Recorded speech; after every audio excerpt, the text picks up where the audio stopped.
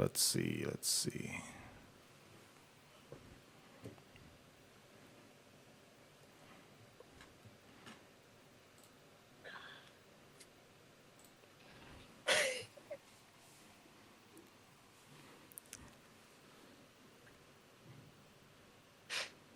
I am already laughing, bro. I am already laughing.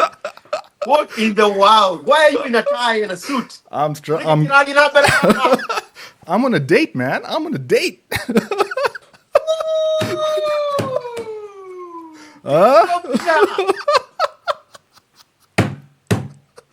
We've already started and we haven't even started yet. Oh man, dude. It only has been a quarter already. Already, man. He lost Mission mission accomplished, man. So telling all the guys, all right, I see you guys because I'm done, man. I'm gone. It was good knowing me, man. You know, guys are gone. A man in love cannot be changed, huh? The negere. Nakakatato yakagorani.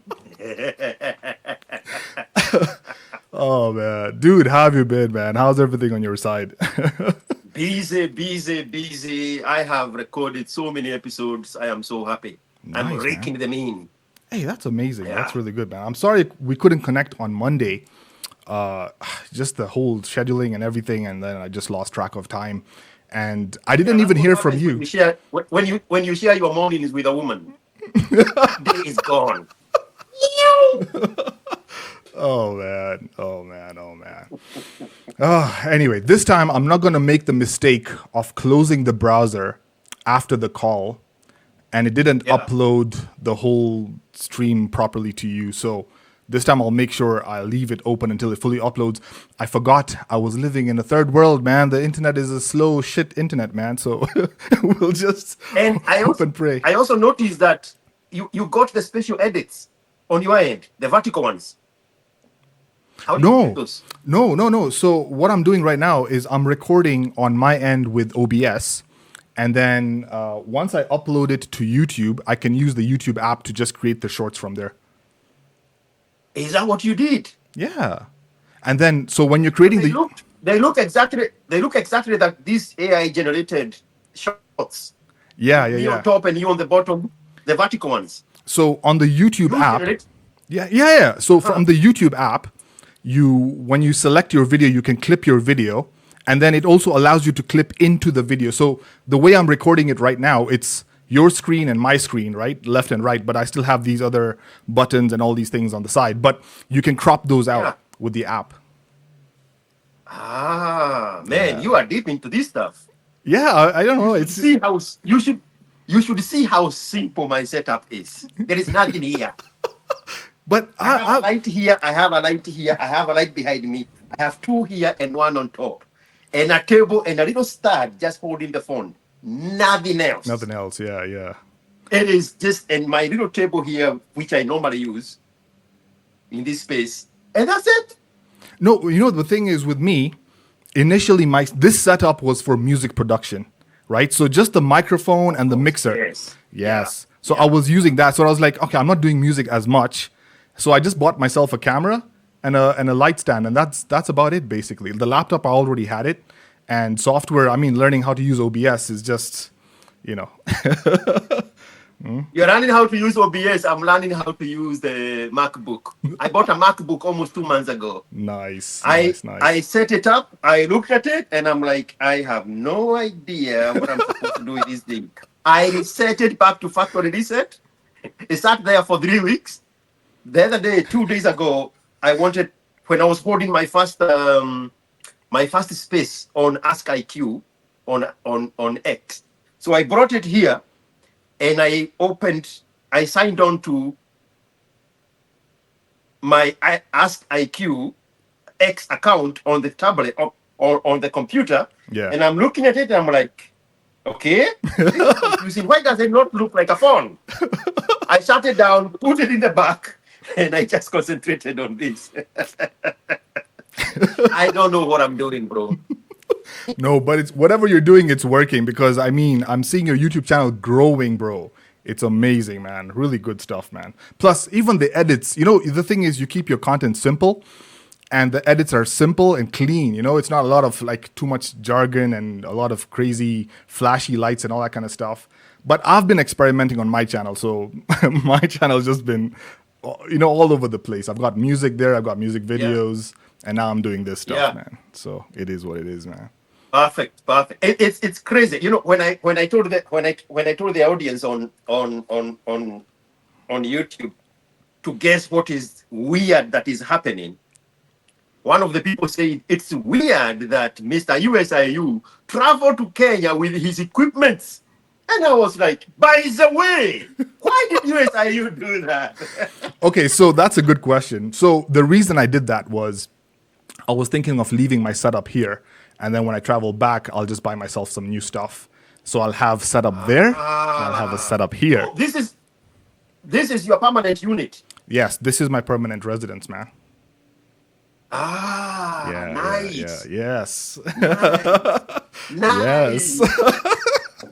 I didn't want to reveal too much, but yeah, now you know, man. You put two and two together. Stadium. This is my unit, bro. This is my retirement home. Perfect. Yes. Perfect. Yes. Now the second home will. Good idea because Now the second home will probably be in the UK. Exactly. Yes, and this one stays here. Yes. You know, that's what I'm planning to do when I have a space that can work as an office in Kenya. Nice. And I am going to set up the Elon Musk satellite thing. Nice. What is it called? It's called Starlink. I'm going to set up a Starlink. Yeah. It should work perfectly in that environment. Yeah. And it's going to serve me there for when I need it. Yeah, because the only thing... the only thing that's really annoying me is obviously the laggy internet. Although I did try and upgrade to a faster package, but it's still kind of shared. So even though they tell you 50 Mbps or 30 Mbps, it's not really 30. So, but we just work with what we have. In Kenya or in London? Dude, in London, I'm on half a gig, man. Half a gig, like that's 500 megabits per second. Over here, I have to struggle with 30 Mbps, and I'm just like, what the hell, man? You know? What your bad experience with Starlink was in Kenya or in London? No, I've never used Starlink. I've never actually used it. But the thing with Starlink is, yes, the download speeds are good. You can get download speeds up to 100 megabits per second. But your upload speeds is where you'll sacrifice a little bit. So you might not get really good upload speeds, probably maybe 20, 30 megabits per second. And if you're doing a lot of live streaming, you're broadcasting a lot of content. It's not for that. Okay. It's not for that. The only thing that will be continuous on it is being hooked on a TV. Like then you're good, yeah. Very, very minimal entertainment. Yeah, then you're okay then. Yeah, I'll do that experiment. It's worth it. See how it works. Dude, you must come through, man. If you ever do come through to Kenya and I'm here, dude, we must meet up, man. or in London. My son keeps. Or in London, yes. For us to go back to London. Dude, you must visit, man. Definitely. Let me know when you're there. We'll definitely link up, man. I'll definitely tie in London. That is given. That place is so beautiful, man. Yeah. But I want to explore it as much as I can when I can still, go back and forth. But that would be my place for me to settle. That is one of the best places to settle. Wow. Okay. Yeah. Interesting. That's interesting. Yeah. Oh, yeah. Nice, man. Yeah. Anyway, man, dude. Hey, a lot has happened from the time that we had talked. I know it's been a week, but a lot can happen in a week. Eh? At least you're breathing. That's a good sign. So far, so good. in between your quarters, you're still breathing. Yeah, but I'm almost getting late for my date, man. So I need to look sharp and hopefully let's see.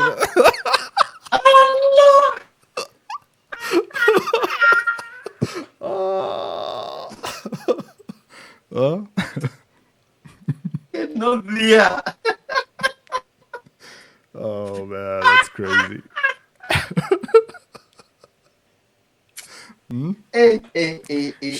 She's telling me she wants to have some dinner at what's that name of that expensive restaurant? Is it Kempinski or something? Yeah, Kempinski is It's there, but it's overrated. Yeah, yeah, because they build stuff around it and build a highway, a super highway on top of it. So It's not all that. Huh? but the lounge on the roof is a good space, especially now in cool weather. Oh, At nice. the very top, the Mediterranean restaurant. Nice. That one is a good space. Yeah, it's very secluded. There's not so much noise. There's not too much mechanical noise. It's a space that you can go there and chill from and enjoy a good time. Yeah, that's my kind of stuff. Nice, man. Yeah, and Lucca, if you are into Italian food, Lucca, the restaurant on the bottom, that's a nice space for food. And the environment there is very welcoming. They have a long bar, and the space is so big. It circles around, and there is that little chatter of people talking and having a good time with no music. And the Mediterranean food, I mean the Italian food. Yes, yeah. that is a good space. But to chill out, go upstairs and go to the space that is open, not the real secluded cubicles. Go to the space that is completely on the rooftop. Nice. So you must be able to get like a really good city view from up there. Oh yeah. Nice. Especially now that the area has been built around that small. Now it looks very small because of all the developments that have happened. Yeah, you should be able to see the good stuff. Nice, man. That's pretty cool, man. All right, I'll definitely give it a try, man. I was like, we link up today, and even next week, I will surprise you again as well. So when we join a call next week, you'll be like, "Where is this guy?" So you are getting girls that are giving putting in requests. They are doing places in Kempinski. No, realistically, bro, no. That's not happening. No, that's not happening. Let me tell you, realistically, that's not happening, man. This is a work week, man. This is a work week. It's just work, and then I have some family dinners and stuff that I'm going to, man. It's not what I was saying, but yeah. What is your favorite to do in the city when you're in Nairobi? Oh, I love go-karting. I go to all the go-kartings. I've gone to, there's one in Red Hill. In fact, I just posted a video on my channel when I went to Red Hill. I went go-karting there. I went to Splash, but Splash was crappy. The go-karts are crappy there. Red Hill is the best. There's also another place in Aunty River. I can't remember the name, but even that place is pretty good. And then there's a new one that has opened in Karen, Waterfront Mall. There's another go-karting there as well. So those areas really good. If you want to go go-karting, those are the places to go. That's the inner child in you. Yes, exactly. Those are the things that I wanted to do when I was a kid in my teenage years, but I couldn't because I didn't have the money, you know?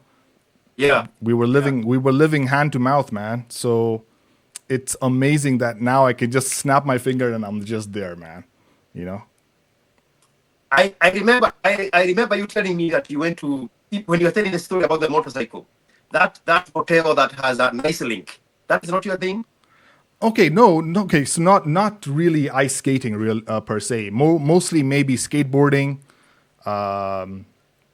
Skateboarding. And in fact, skateboarding, that's a story for another day. We built a skateboarding society of Kenya. We got sponsorship from Germany. People came in from Germany and built a skate park, the first skate park in Nairobi, near Kangemi. And we actually helped build a skate park there for the orphanage, for the kids. It was amazing, man. Yeah. So skateboarding is my first passion, and then from skateboarding I moved on to like go-karting and all these other outdoor activities, man. Nice.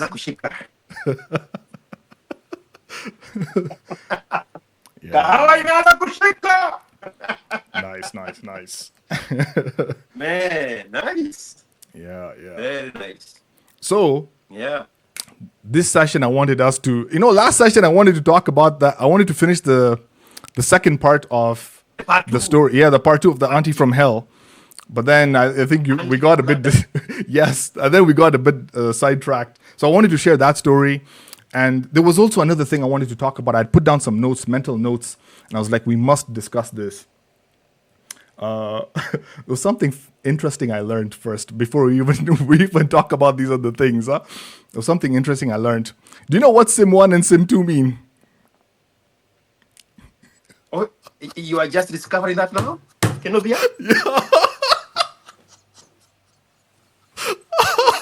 I was like, what? We have a virgin in our house. I was shocked. When I found out what it meant. One of those Kikuyu women told you that you can put it in Sim 2.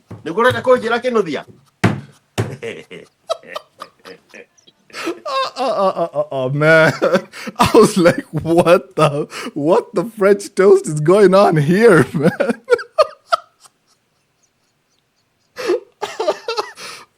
Man, I don't know what Sim 1, Sim 2 is. Yeah, man. I watched the video. Someone talking about Sim 1, Sim 2. I was like, what are these guys talking about? Then he explained it, and I was like, man, which world am I living in? Hey, you are still children. You are still children. I don't even know anything. I thought I knew stuff, but hey, I need to go back to the drawing board, man. Okay. Second thing I wanted to talk about was, in my previous video, remember we had the session last week? Someone commented, and there was a girl there who commented, and she says, respect goes both ways for a man and a woman, same to being loyal. Okay? And it got me thinking, and I remember this is our latest video, the one that is on top of my post. Yes. So she commented, and that's what she said. Respect goes both ways for a man and a woman, same to being loyal. And I remember we had talked about the man not like, there's nothing like man being loyal. Like, but I was thinking a little bit about that, and I thought the way a man can be loyal is by his provisioning.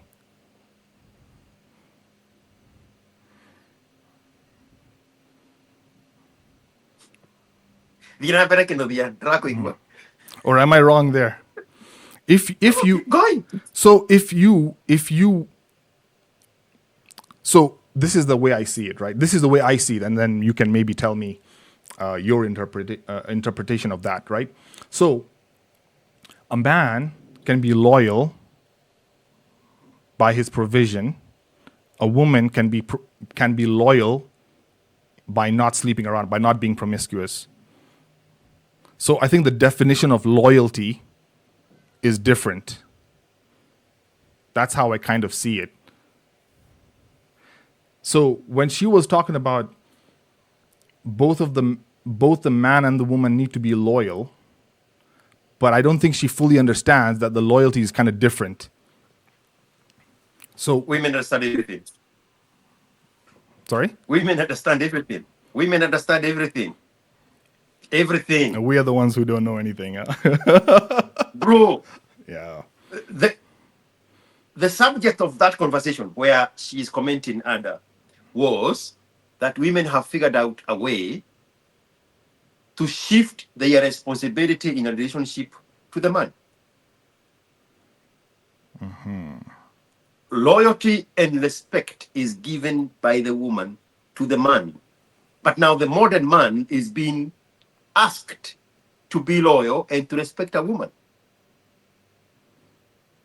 She knows exactly what she's saying. Women use words to influence outcome, not to communicate information. They influence outcome in their favor.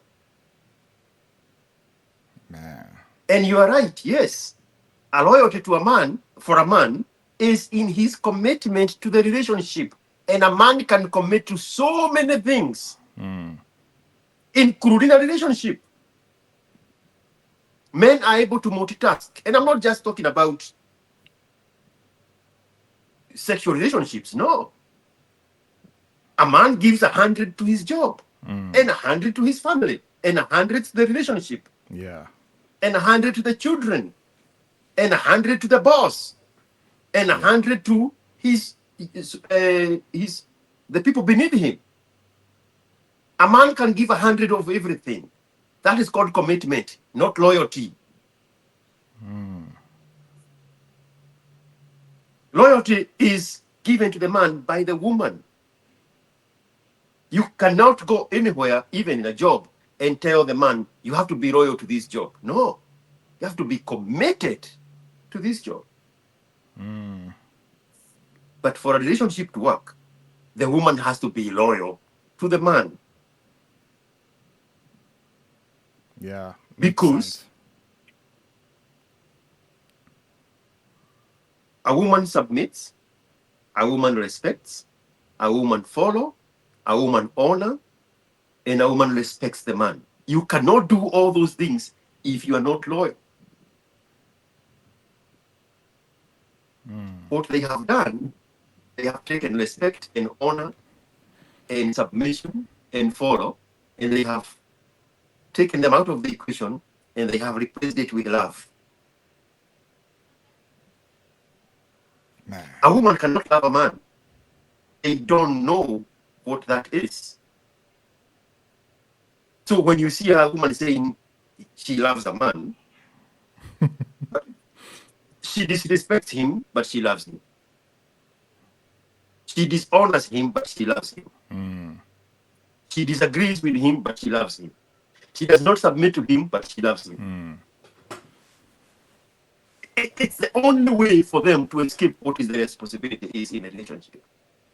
That's why they are forcing the modern man to take up her load as if it was his load and give it back to her. The only thing a man is supposed to give a woman is love and commitment to the relationship. End of story. But do you know who has a problem with what I just said? The modern man. The modern man. Right. Yes. Man. Yes. Because he's the one who has been handed this hardball to propagate the messaging of the woman, unknown to him. So now he thinks he should respect a woman. That is debatable now. Now, I am the problem for questioning that. Yeah. But the beef is not coming from the woman. Because a woman, the moment a woman realizes, oh, this one here is a spoiler, he knows what's up, they avoid that man. They avoid that conversation. But the guy does not know that this conversation he was handed to propagate it on behalf of the woman. So the woman can keep quiet. And now the weak boy here is the one arguing with whether we should respect women. No, we should not respect women. We should love women. It covers everything. But who is arguing with the issue of respect and submission and honor and respect and follow? The man. Because he was handed that responsibility by the woman, the modern man.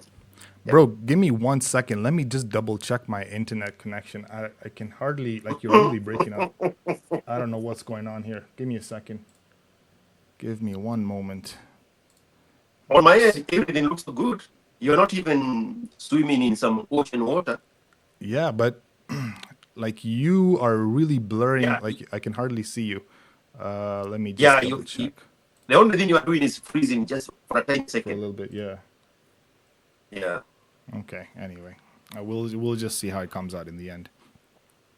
Yeah. Man, that's I have very good experience in editing. So even like the last time when it did not completely upload your end, Yeah. I was still able to squeeze it in there and make it look seamless. Yeah, I was really impressed. Like, how did you manage to do that? That was pretty good. Yeah. Nice. I spend a lot of time.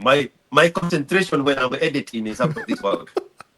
Well, hopefully this time I'll let this video upload properly before I shut down the browser. So we should be okay, man. Okay, there was another thing. There was another thing I was thinking about. This is something that I actually discovered. So, and I think this was through experience, obviously. One thing I've realized, you know, the way you go for a job interview there are three things that you need. You need some skill set. You need skills. You need qualification, and you need references. When you're going for a job application, when you're doing a job application, you need to have at least these three things. And references is the most important because it proves to the potential employer that you know where you're claiming you're coming from and what you're claiming you can do. They can verify that by going and checking with the references. They can say, oh, okay, I worked at this company. Oh, I can go and check the reference. Yes, I worked at that company. One thing I've noticed that most men are not doing, and I think this was also something that I was not doing, and I think it's a massive red flag, is finding out your future wife's or your future girlfriend's friends. Finding out who she's hanging out with, who she socializes with. Because I've had a lot of experiences where I'm talking to a girl and then she tells me, oh, you know, those friends that I had in high school, they're no longer my friends. They're very toxic. I don't hang out with those people anymore. She doesn't want to reveal to you the kind of people that she was hanging out with. And me, I'm very open with the people that I share, I hang out with. And even if those people were bad, I'd still share that. I'd be like, okay, I used to hang out with this person, but I realized he was a bad influence and I stopped hanging out with him. Why? Because of A, B, and C. One thing I've really, really, really noticed with women is they will never tell you what kind of friends they were hanging out with. And I think this is the biggest way that I think a man can really know what kind of a girl this woman is. Because if she's not able to tell you which people she's hanging out with, because your friends will tell you. If you talk to my friends, for instance, right, without me being present, my friends will tell you, oh yeah, Sim is this kind of a guy. He doesn't like doing this. He doesn't like doing that. They'll share some stories about the things that they did with me, and you will get a better picture of who I am as an individual. But these girls that I've talked to and they don't want to share who their friends are, who they hang out with, bro, that to me is a massive red flag, man. So what do you think about that? What do you think about that take? It just hit me right there at the end that I'm talking to Mr. USIU. And I remembered where we started with your shenanigans with the girls in your life. I was like, no wonder it's this guy. This is me, man. This is me. But so, finish your. I was just going to say that I had to go through all of these bad experiences and interactions to finally actually realize this and sit back and actually think about the situation and say, hang on a second. Why isn't she sharing who she hangs out with? Because if everything else checks out, right? Everything, she's submissive, she's kind and feminine and all those other things, right? But then she doesn't want to tell you who her friends are.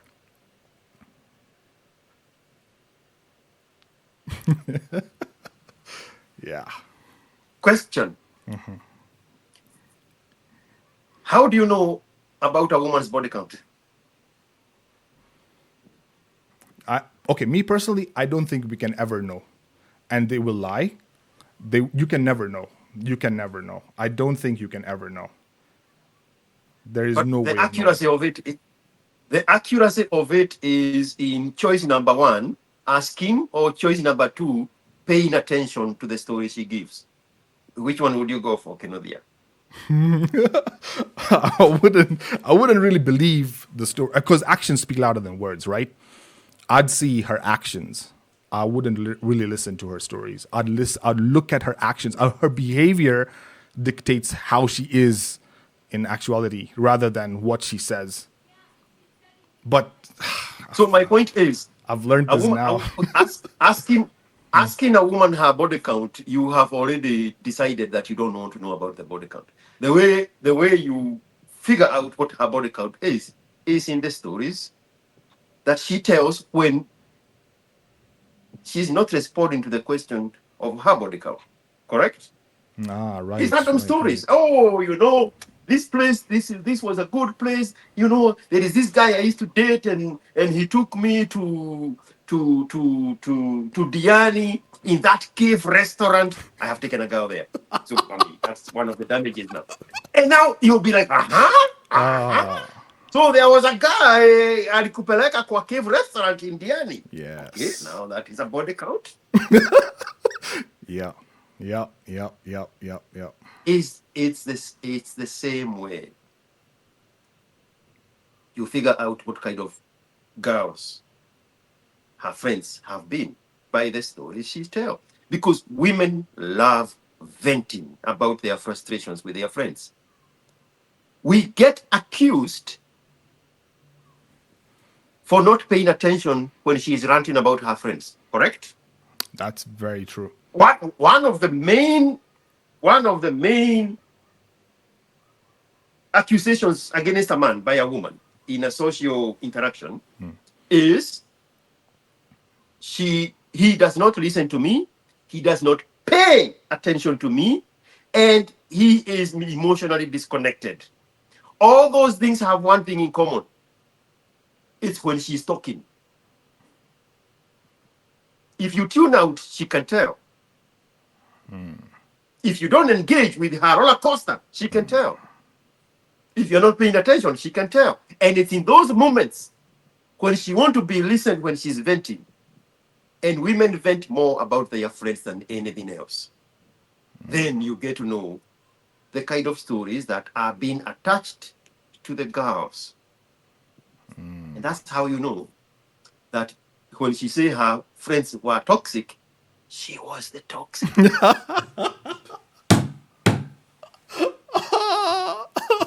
Oh, I cannot disagree with that one, man. Imagine for a minute, right? Imagine for a minute. Your ex, the one who took you through the roller coaster of having cancer. Yes. And then the next sentence was, she's getting married and she disappeared in a relationship. Yeah. Imagine that level of toxicity in the next relationship when she's giving these stories to this Kenovia and she's trying to paint you as having been the bad guy. All you have to do is listen.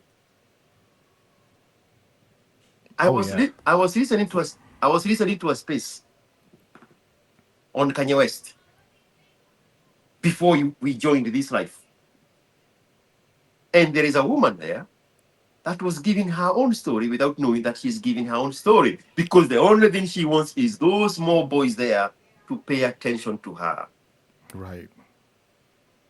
And she said she dated a guy that she had no respect for. Ooh. And then she told him, give me time. I need time. Every time you hear a woman saying I need time. Yeah, anytime I need space. She's on the other side of the resort. It means that she is looking to Monkey Branch. This is Ioba. That is her name.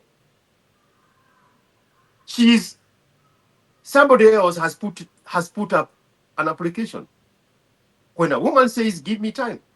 So she's telling these small boys that are clueless, but she's benefiting from their attention. Oh, yes. Even when they are not asking follow-up question. So in that 7-10 minutes, she reviewed everything that I needed to know about her if I was interested in her story.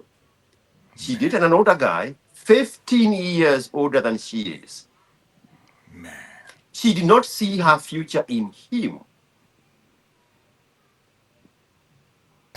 So she's telling the boys that I told him to give me time.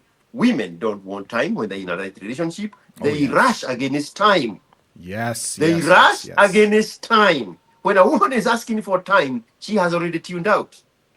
How do we know? She is not with that guy. It was the wrong guy. And the guy she is with is equally as old. So it was not the age factor. Moolah. Yeah. Because if she play that league, now she's weighing, can I get a better older man than this one? Man. Yes. the value of the source of her provision. Provisioning. And then she hide behind, I don't want to brag, but I don't need anything from man. I have my own money. Women never have their own money. Women, I mean, look at Waiguru. Waiguru is arguably a prominent, very well-off woman. Or the daughter of Kerocha. They don't go around saying they have their own money. They want the man's money because they want to feel like a woman still. So when you hear a woman saying, I have my own money, she's run away from that Kinovia was broke. And I got a better one. That's why you hear children in the background crying, because now I settled with the right one. Yeah. 16 years older than I am, 1 year older than the one I dumped. But pesa yake ilitosha. Everything else in the story is a jumper. Man. So yeah, you just pretend that you are paying attention when they are going off. Women complain to men about other women. Period. That is your telltale sign. But most of the time men tune out because for men, I kind of feel like people and events don't really interest us. More of like things and something more technical interests us. Like how does the network work? How does the roads work? How do something more technical is more interesting to have a conversation with another man. It's I think that's why most men who are in marriages, they just tune out from their women. They're like, I can't listen to this. She's talking about Jennifer and Lucy and all this other nonsense, and they were going on a picnic. I don't want to hear that nonsense, But you're right, because inside there, hidden in that code, is the secret. Yeah, is basically what she's going through. Exactly. Man. The women she goes to club with, the women she goes to parties with, the women she goes to house parties with, that's where the juice is. And they are so happy, cluelessly, to give those stories. That's the only way for you to pick up what kind of friends she has hung up with. Because you have to know what kind of people she has surrounded herself with to know who she is. What do they say? Show me your friend and I'll tell you who you are. Exactly. Yes. Man. Every day we learn something new. It's all good, man. So was this one of these girls that you are experimenting with? Is that where this one is coming from? Yeah. I don't want to say too much, man. She's already commented on the video, so if I say too much, you know how it is, man. You know how it is. How that's that question. How do you get them from YouTube comments into the bedroom? Hey, YouTube does not have an inbox. No, I know. YouTube does not have an inbox. That is a conversation for another day. I will show you some cheat codes. I can't reveal all the secrets today, man. We have to save some content for the next video, man. Mr. Casanova. Anyway, man. But it's just so weird, bro. Like, if you would have asked me this question 10, 15 years ago in my 20s, even early 20s, bro, no one even wanted to know. I was like a grain of sand on the beach, man. No one even knew I existed. Now all of a sudden, bro, I'm getting proposals. And bro, I'm like, your USIU girlfriend proposed for marriage to you. Yeah. We know you are we know you are Ango Kinovia. We know you are Ango. A woman knelt on one knee and presented to you, Kinovia, will you marry me? Yeah. Man. We know what you attract. We are not judging. Hey, man. Well, anyway, the good thing is at least I have the information. Now it's the application. Hey, man. Anyway. Man. You know, Well, we live and you we have move seen on. bad things. Dude, I haven't even told, like, there's so many other stories. In fact, I was just making notes of the other things that I wanted to share with you, man.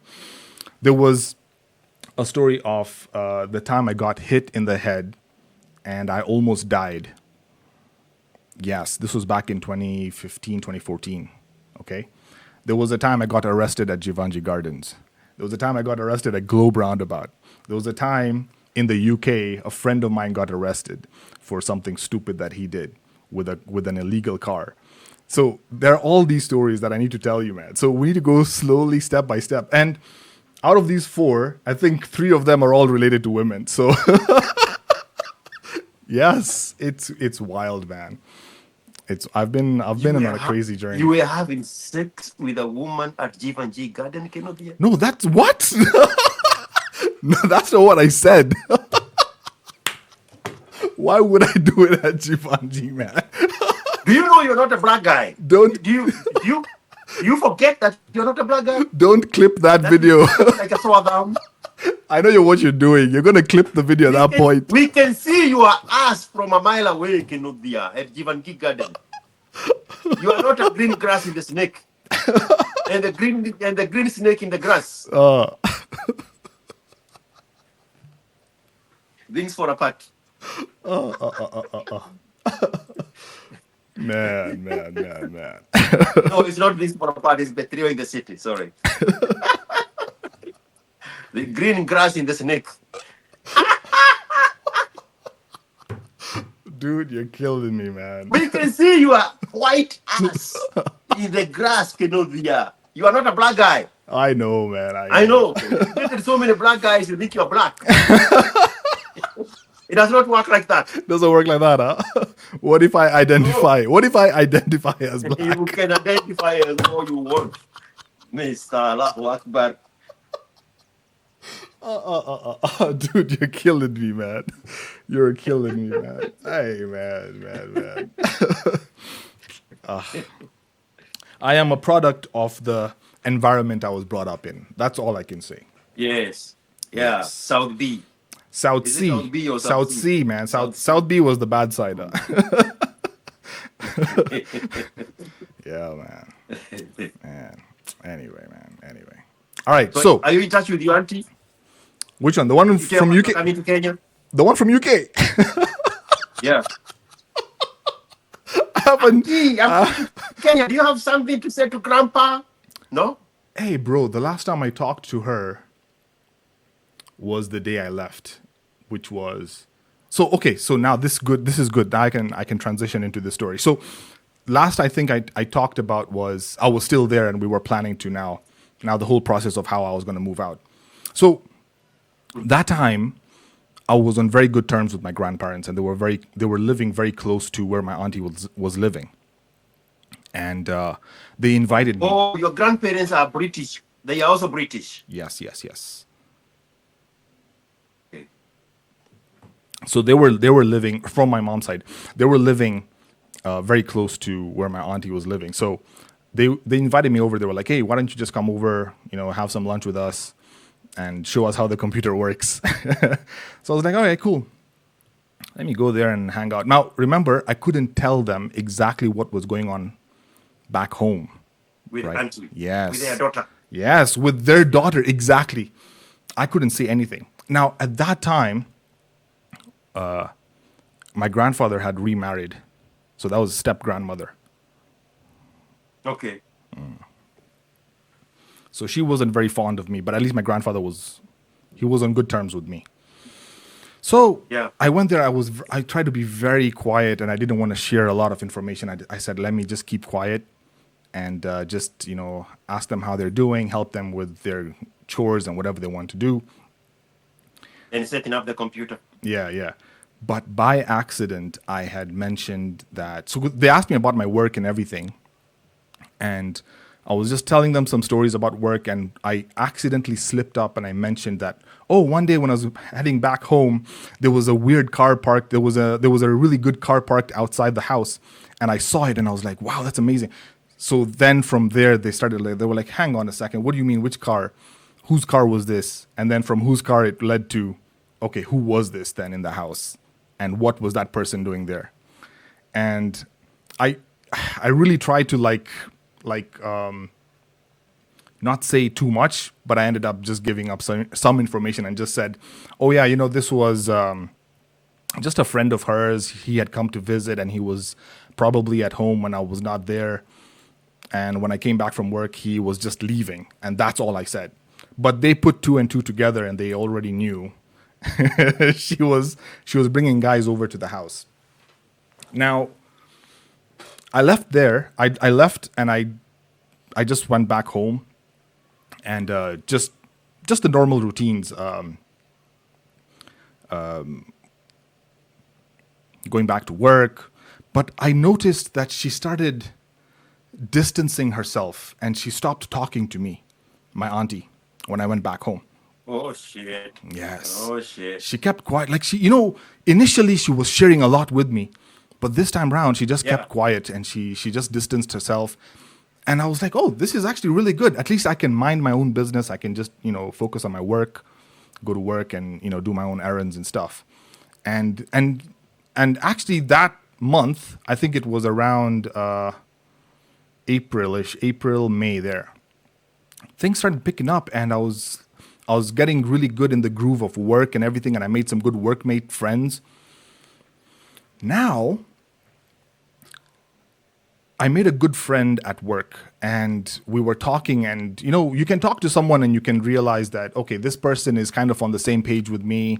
We have the same habits and we have the same interests, I guess you can say. And maybe it wouldn't be so bad if him and I chipped in together and moved into our own apartment. Us guys were the same age. I think at that time I was like 27. I was like, oh, that's perfect. We can just do that. That sounds like a good idea. It would be better than me living with this toxic thing. Yeah. So I was like, okay, let me talk to him and see what to do. So we planned, we were searching for a place and we saved up some money. Around June, I was planning to move in with this guy. We were all set. We had found the apartment. We were ready. I was just about to pay the deposit. And I get a call from back home in Kenya, my mom. And she tells me she has been hiding this from me for a couple of months, but she had contracted cataract in both her eyes. Fuck. Now I'm like, let me paint you a picture of what's happening back home.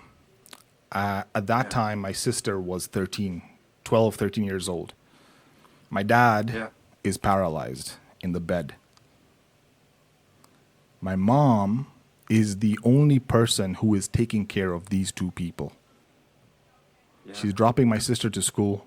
She's 24/7 medical care for my dad. My dad my dad at that time was completely disabled. He was not able to move, completely bedridden. So she was doing everything for him.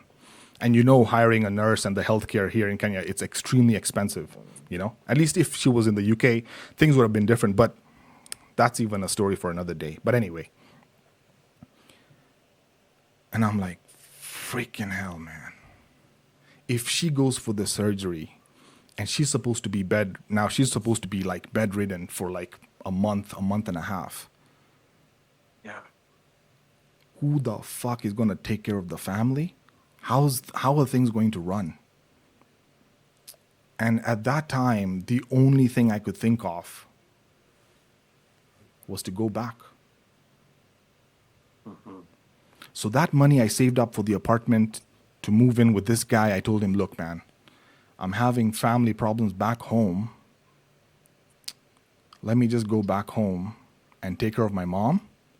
I can come back. These jobs, they're plentiful. Maybe 3-4 months I'm back home. Even if I quit this job, I don't care. Take care of family first, and then I come back and I'll start the process again. If I made it here and I was able to get a job, I can do it again. I've done the process. I know what to do now. Yeah. So I was like, okay, fine, fuck it. I went back home. I talked to my auntie and I told her, look, this is the situation with your sister. This is what she's going through. And then she's like, okay, so how long are you going to go for? So the plan was maybe 4 to 5 months. So I bought a return ticket to fly back in December. I told her, look, I'm going to go do the surgery, stay with her until she heals, and then I'll fly back. She's like, okay, cool. So I was like, okay, this sounds fine. Everything looks okay. So I handed in my notice to the workplace. So that was 1 month notice. And in a month's time, I was about to fly out. Right. So that was July. So suddenly, my auntie tells me that she's dating someone at work. Now she's sharing this news with me. And I'm like, okay, that's good. I'm happy for you. Whatever, you do you, man. Me, the only thing I'm thinking about is like my mom's eye surgery and everything. And like the whole process of going back and everything. And I left some things behind in the house, but I'll get to that later. So she starts telling me about this guy she's dating. Now she introduces me to this guy. And at that time she was 42 or 40. The guy is 50 years old. He's her manager. And I'm looking at the guy, he's talking to me, and he's telling me, yeah, I've never married before. And remember, my auntie, who was already divorced, this is going to be her second marriage now if she marries this guy. And I'm just looking at her, I'm looking at him, and he's like, yeah, I've never been in a relationship before, but your auntie and I, we really clicked and things have just hit off. And I really like her, and I think, maybe I'm going to ask her the question and maybe we just tie the knot. And I was just looking at him like, hey, bro, if you even knew the things I knew, you wouldn't be marrying this thing. But anyway. No, but that's not a spoiler. Hang on. This guy lives with his parents. 50-year-old, 45, 49, 48-year-old guy is still living with his parents. He has an older brother, a younger brother. They're all living in the same house. The guy has never been in a relationship before. The guy has never been in a relationship, never had girlfriends, never been married before. The guy is what is he called? What is that name of the job that he was telling me he does? Chartered accountant. So he's making some good money. And is he white or Asian? Oh, that's a good question. I think he was a mix of Asian and white. Because his Whoa. yes. I think his mom was white, if I remember. I can't remember exactly. I didn't really meet them, but that's from what he told me. So yeah. So then, okay. So you guys are... I'm asking because of the variations of the cultural practices in both those extreme families. Yes. But in the Asian culture, it would be normalized for a 50-year-old to be living with the parents. Yes. But not a white Briton. Yes. So his dad was Asian. So those values were instilled from his dad's side. Mm-hmm. There Yes. you go. Yeah. So now this guy, he's never been in a relationship. He's never married. And now he wants to marry her. And he's telling me like, yeah, I really like your auntie. And I'm like, okay, cool. Me, I didn't want to intervene. I was like, I have my own things to deal with. I don't want to deal with this. Whatever the hell is going on over here. Because after that discussion I had with him and all the things that he told me about his past and everything, days later, I just see them. They're going on hotel trips together. Like they want to go and book a hotel together. he's coming over some nights and spending the night. And I'm just like, I don't want to involve myself with anything. Me, the only thing I'm thinking about is this is the date for my ticket. This is the date for my flight, and I'm going back. That's it, man. Yeah. And my resignation was 2 days before my flight. So I just finished work on, I think it was a Wednesday. Oh no, Thursday I was going to fly out. So Monday I finished work. Monday was my last day. 2 days I just pack and I just leave. And I was planning to just leave some few things behind so that at least when I come back I don't have to carry everything. So that's what she's doing. Next thing I know, my auntie sits me down and she tells me, we're planning to get married around November. I'm like, but I'm going to fly back in December. So maybe if you guys can wait or something. She's like, no. We really want to get married, and just lock in everything. I really like this guy. He really likes me. And we just want to tie the knot. And I think the earliest date that we can get is November. And now she starts guilt tripping me to postpone my flight or change my flight dates so that I can be there for the wedding. And I'm telling her, do you understand the reason I'm traveling back? I'm not traveling back for a vacation. And she's like, no, I understand. But, this is the only dates that I can get.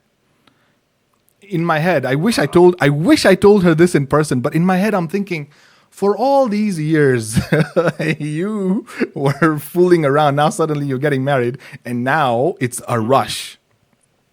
Yeah. But all of this will make sense later on. Just hey, man, dude, if I even told you, freak it out. Okay, we're getting there. So I'm just like, I can't make it for the wedding.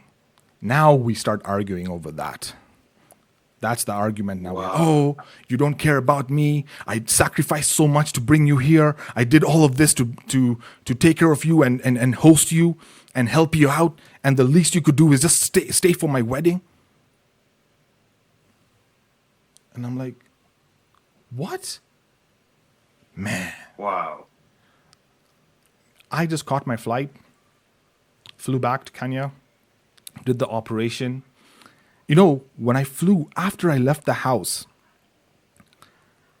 on the day that I was flying out, on that day, she didn't even drop into the airport. She had a sudden appointment or some work thing.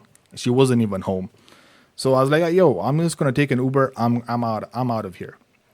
I flew back. When I was in Kenya, the whole time, for those 3 to 4 months, I didn't hear from her. I would text her just to check in, like, hey, is everything okay?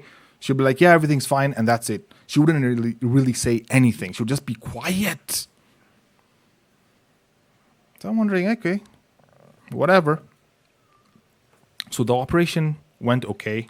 My mom took like 2 months to recover. The doctors were like, okay, everything went fine. I actually took her to, I don't know if you know this hospital, Lions Eyesight. They do really good. In Loreto. Yeah. They do a really good job.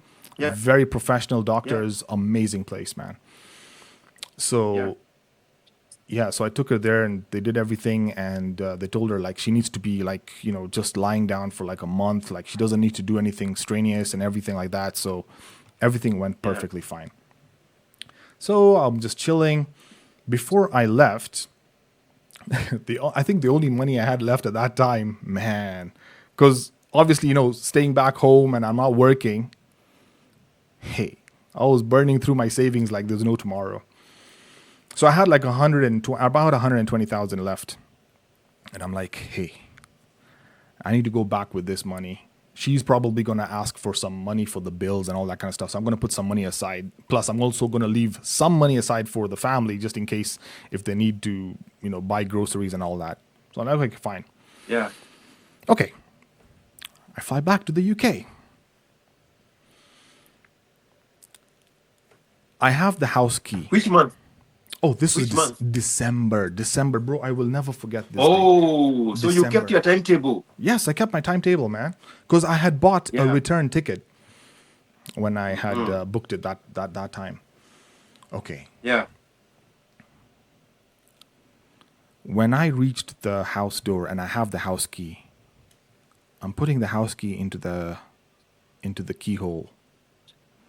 First of all, let me just explain to you the whole, like, it's a 9-hour flight. In fact, no, actually, I didn't even do a direct flight because I couldn't afford a direct flight at that time. I could only afford connecting flights because they were cheaper.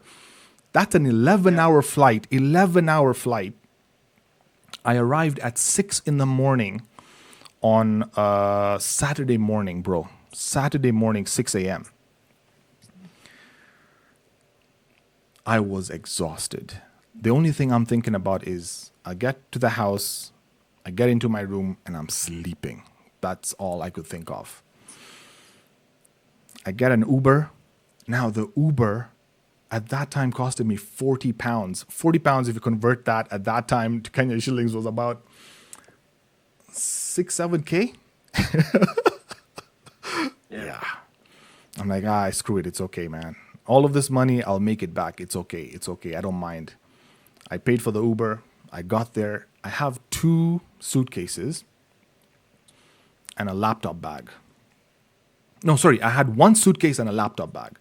Okay. So my laptop, my computer, and everything is in my laptop bag, and my suitcase is with my clothes. I get to the door. I put in the key, and that key is not turning. And I'm like, shit, did I lose the key or what? What's happening? What's going on over here? I tried the other key, nothing. I'm like, no, but this is the only key to the house. What's going on? Why am I not able to turn this key? And I realize she's changed the locks. So at that point, I'm like, okay, maybe it was just an emergency. Maybe she needed to change the locks. Okay, so I knock on the door. When I knock on the door, her husband, now because they're married, opens the door and tells me, "What do you want?" Whoa.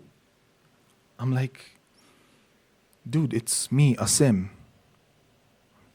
The nephew. Like, what do you mean? What do I, like, I'm just shocked at, like, the way he was standing there, like, he was there like a bodyguard to stop me from entering the house. And I'm just like, where do you want me to go? He's like, I don't care and I don't know. You figure it out. So the next thing I do is I call my grandfather, because that house she's living in is my grandfather's. His grandfather's house. Yeah. So I'm like, the first thing I did is I called my grandfather. My grandfather is even hesitant to pick up the phone. So I take a bus straight to the grandfather's house. Imagine, bro, 6 in the morning, I'm exhausted and it's raining.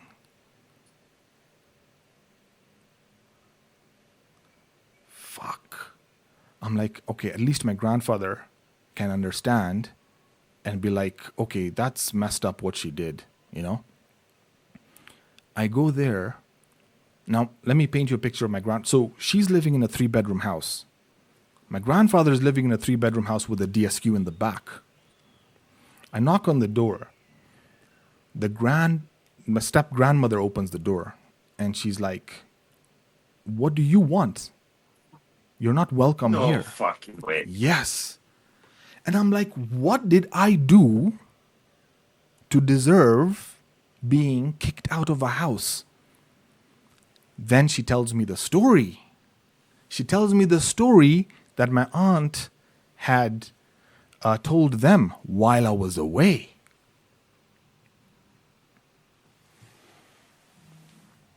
Fuck. My auntie made a letter, and she forged my signature on that letter. And on the letter it says that I am going to invite a girl from Kenya to come live with us, and we're going to eventually kick out my auntie from the house.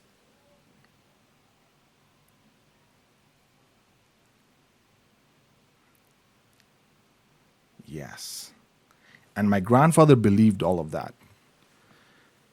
So my grandfather's looking at me like, I have this letter with your signature. He was like, I've not written this letter. What are you talking about? Why would I? If I wanted to do that, I would have done that a long time ago. Why would I even do that? I understand I'm living with her. She's hosting me. Why would I kick her out? In fact, I was very grateful that she brought me over.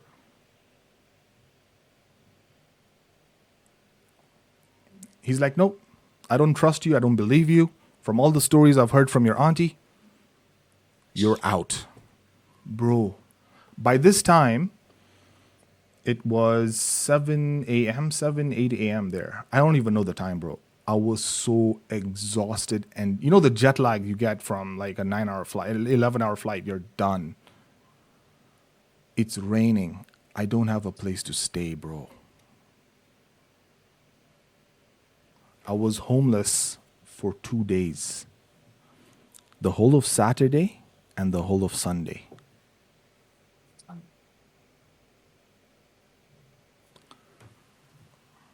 When I tell you I've been through shit, this was the most fucked up moment of my life. Grandpa did not let you in his house. Nah, man. He watched me sleep on the side of the pavement outside his house. He'd rather see me sleeping there than be inside the DSQ or any other place. And I told him, I don't have any other place to go. Who else am I going to call? I have no one else.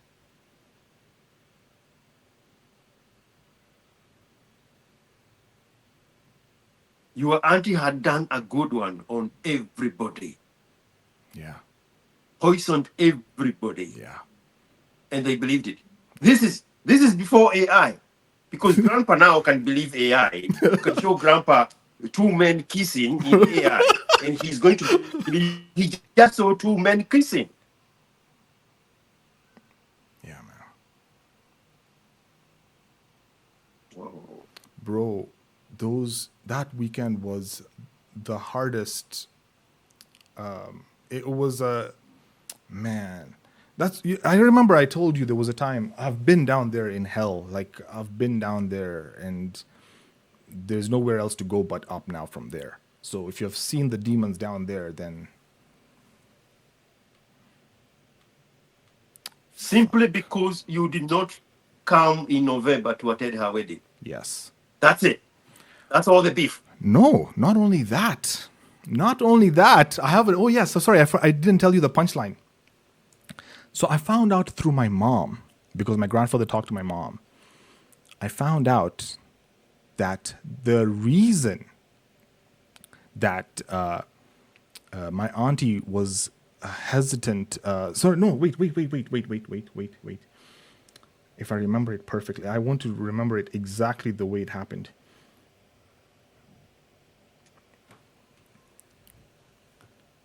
When she announced that she was marrying this guy, my grandfather, this is what my mom had heard.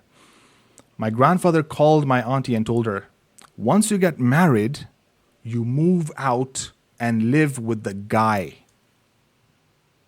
And you give that house, to who? Who's going to get that house? Asim. Yes. Asim. There you go. I get it now. Yes.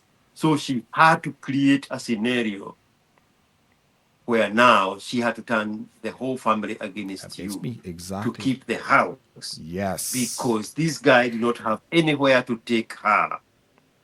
And she had to take him in Grandpa's house. So you has to be ostracized from the family. I had to be the bad guy. Yes. Man. I love being the bad guy, but not that far. Yeah, man. This story, Dude, this thing traumatized me, bro, to another level where I even made a freaking song about it. I wrote some lyrics. I was having fantasies of going and just doing something really messed up to her. But I was like, nah.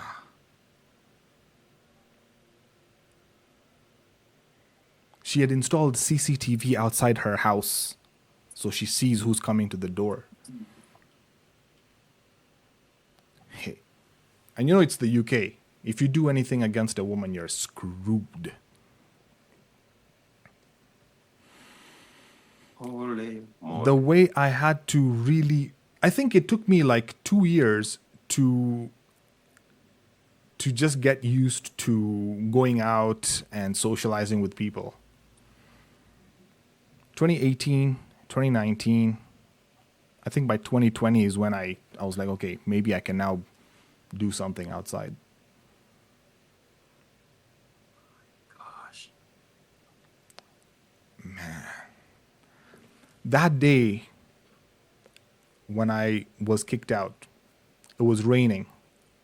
My laptop got water damage, phone got water damage. So I can't even call people. I can't even use my laptop. Man, bro, I had to start from nothing again on the streets.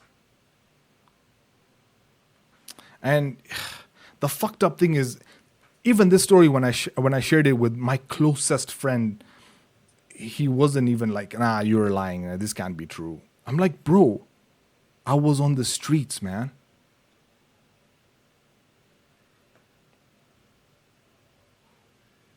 Holy moly.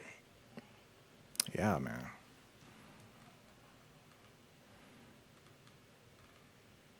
Yeah. Whoa. Whoa. Do you know how I got off the streets?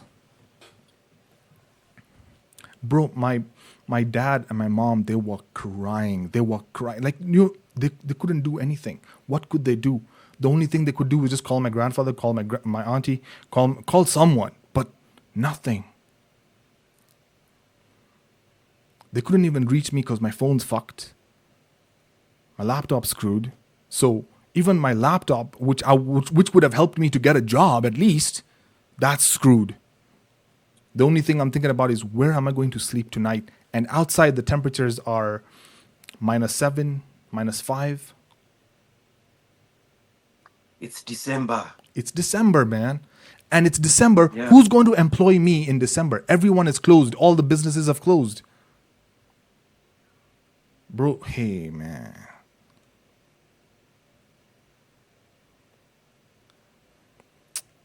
That's why, hey, fuck, man. And the way I got out of that situation was my dad. My dad, no matter how paralyzed he was, he said, I have some contacts. I can reach out to some of his old friends in the UK. He knew a guy that knew a guy, and he told that guy, please reach out to my son. He's living around the Slough Council. There's a council area on the high street over there in Slough. Just go around over there. You'll find him somewhere sleeping outside. Please just go and help him out. Man. Yeah. And then he got me off the streets. He gave me a small room and he told me, okay, you can just live here for a month, get a job, and then you can pay me back later. And that's how I started life, from the rubble. So today, sitting here in a suit, sitting in my own place, do you know how proud and like I feel like, it even feels like a fucking dream, you know? This is why I chose to wear a suit for this story. Because I feel like if I've been through that shit, this is it, man. Holy fuck, bro. Yeah. Man, I'm having goosebumps.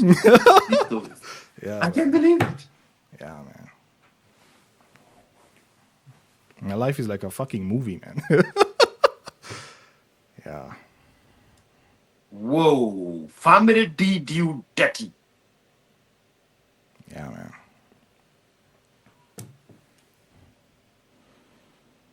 My goodness. Yeah, man.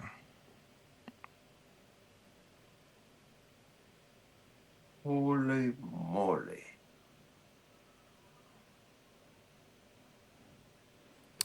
Fuck. Even when I just think about it, man, it took me 2 years to even be comfortable, like talking to people, socializing. I think back in 2020 was when I was able to get some courage to travel back, and at least go and see my dad and my mom and everyone. And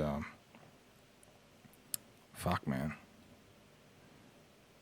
And then to top it off, 2020, when I traveled in 2020, I never knew that was going to be like the last time I'd see my dad, because 2021 March he passed away. Man, it's like, fuck, man. Trauma after like difficulties. Fuck, man.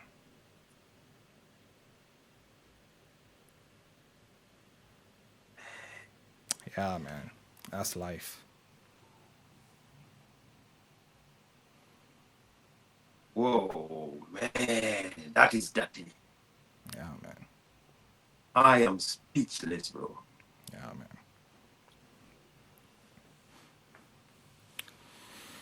That's fucked up, man. Holy moly. She did a good one on you. Yeah. And now, your grandfather is compromised because this grandma is not your blood. Yeah. Yeah. Yeah. Because she's whispering into her ears. Engineering him. Yes. She's whispering into his ears. Oh, Exactly. Exactly. Nobody even questioned the logic of you putting those things in writing. Nobody questions that. Logic of the window. yeah. Why would you write a letter? Even if that was true, Yeah. why would you put it down in a letter? Yeah, exactly. Yeah, why would I put it down in a letter, man? Like, am I that stupid? Like, I leave the evidence. And why would I leave the letter behind then? Wouldn't I go with it or something? Or destroy it or something? Fuck, man. Man.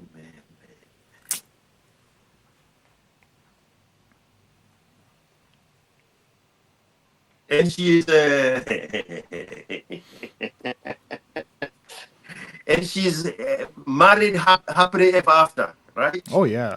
Well, now I can answer the question that you had asked me. So when was the last time I talked to her? The last time I talked to her. Oh, what happened? Where are you? The last time I talked to her was that day when I told her,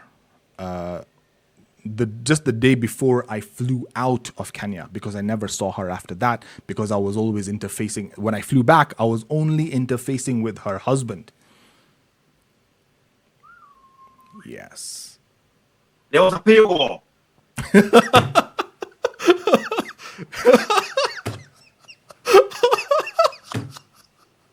Oh man, dude, come on. You broke the tension there. Oh. Yeah, man. You never saw her again. Never saw her again. Never texted her. Nothing, man. That was the last I talked to her. 2017, December, man. So she succeeded in curtailing you from getting the inheritance of the house from the grandfather by poisoning the grandfather. There you go. And she counted on the self-preservation of the step-grandmother to do the rest of the dirty work. There you go.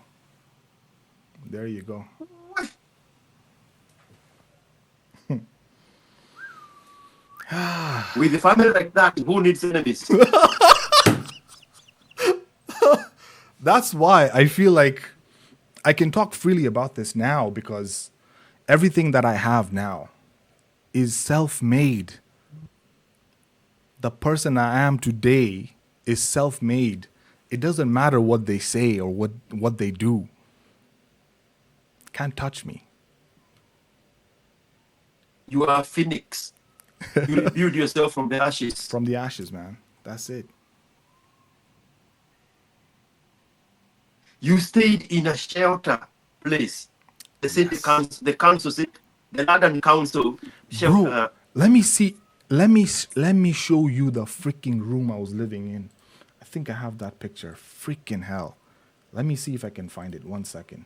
Give me a moment. Give me a moment. 1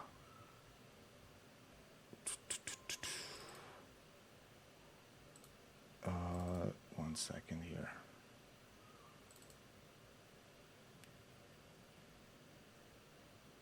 Yes, here it is. Okay, let me see if I can share it with you.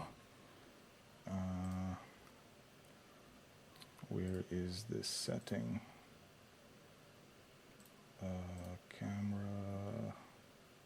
Nope. Preview.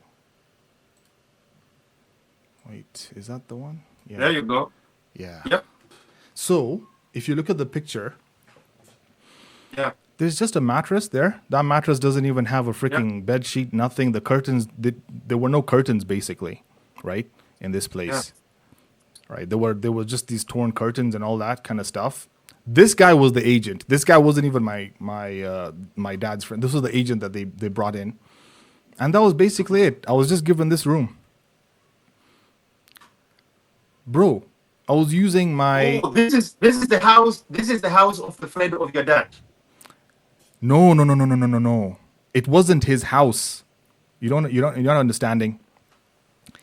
He talked to an estate agent that could find an available room for me to move into. Oh, yeah, man. At least he did this for me, and I was so grateful, bro. Yeah. Yeah, so I lived in this place for a month, and then I got a job. And I don't know by what freaking miracle. I think 1st or 2nd January, I was employed. I think 1st or 2nd January. Bro. That was a quick transition. Yeah. Yeah. Well, you know, when poverty strikes and you need to get shit done. Yeah. When you hit rock bottom, there's nowhere else to go. There's nowhere else to go. You can only go up. Exactly, man. Exactly. Man. Yeah. I lived on that mattress. I was using my clothes as a blanket. I couldn't even afford a blanket. I couldn't afford, like, man, dude. There was a broken ironing table on the side there. I was using that as a table to eat my dinner on. Fuck, man. It was a tough life. But now I understand why you have always been at liberty to speak about your auntie. Yeah. She's a stranger to you. Yes. We're not related. Yeah. I don't know her. If I ever see her, I'll be like, who's this person? Who's this? What are you talking about? The guy asked you, what do you want? What do you want? What are you doing here? Yeah, what are you doing here? Hey. No way. Fucking hell. The same guy who was talking to me and telling me. That was chit-chatting with you when he was fine-tuning your auntie. Yeah. And now he's completely invested because now for the first time in 50 years, he has gotten his own space. Yes, his own space. He worked against you, bro. He worked against you. Yeah. He finally got this 45-year-old retired Punani and he was like, oh, yes, I will fight for her. Whatever she tells me, I shall do. I will not question. Wow. Babe, do you want this guy out of the house? I will do it. Oh, he's your nephew. It's okay. I don't care. I'll kick him out. You tell me what you want me to do, babe. I'll do it. A man in love. Holy moly. I wish he watches this video. I wish he watches the first part of this video where I I was talking about the things she was doing. Because I never told him. I wish I did, but I completely dude, I was in so much depression. The last thing I could think about was talking to these guys and going back and fighting them. The only thing I was thinking about was, where am I gonna live? What am I gonna eat? Where am I need a job.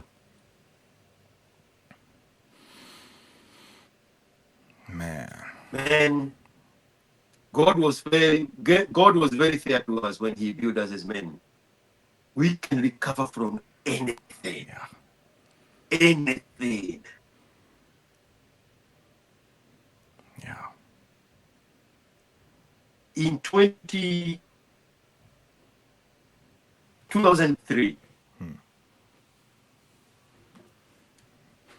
I stayed in a small room that only could fit I heard your story. on the floor. I heard your story from Eric, every time with Eric. I heard your story, bro. And I could relate so well to that story. Freaking hell, man.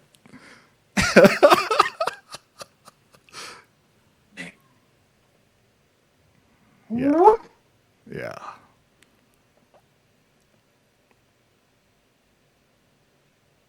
Yeah, that's life, man. That's life.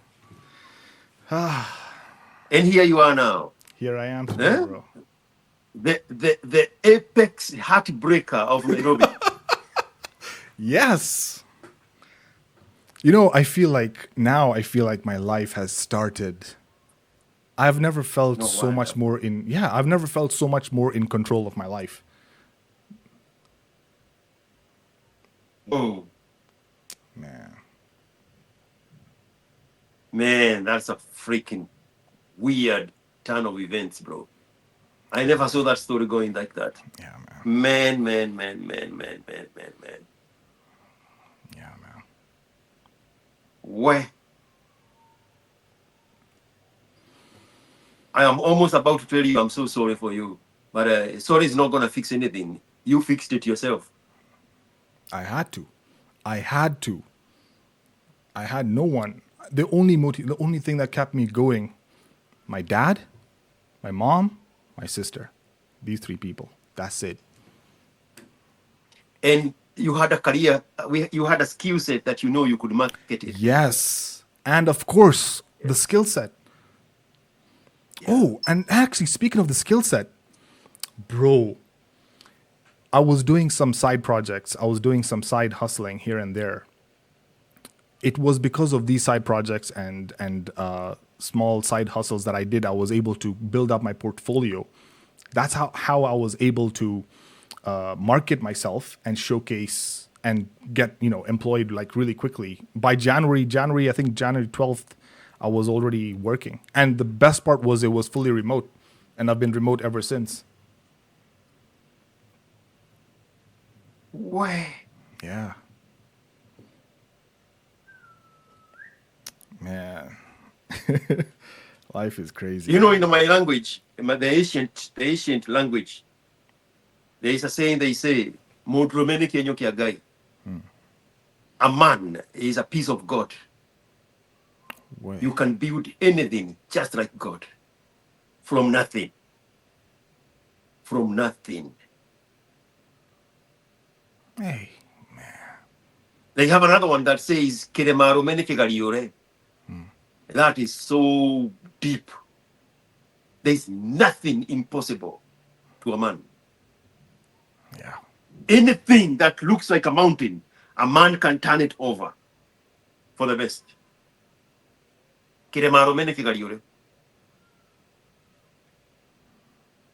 Yeah. Kinodias you make a pitia.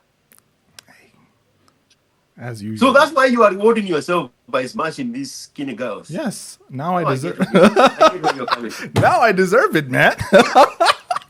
All right. On that note, bro, let's call it a session, man. Huh? Time for dinner. It's time for dinner, bro. I'm getting late, man. Yeah. Man, Kenodia, I'm happy for you, bro. I really appreciate it, man. You recovered so much, from the abyss, from the ashes. you rose like a phoenix bird, like a phoenix bird.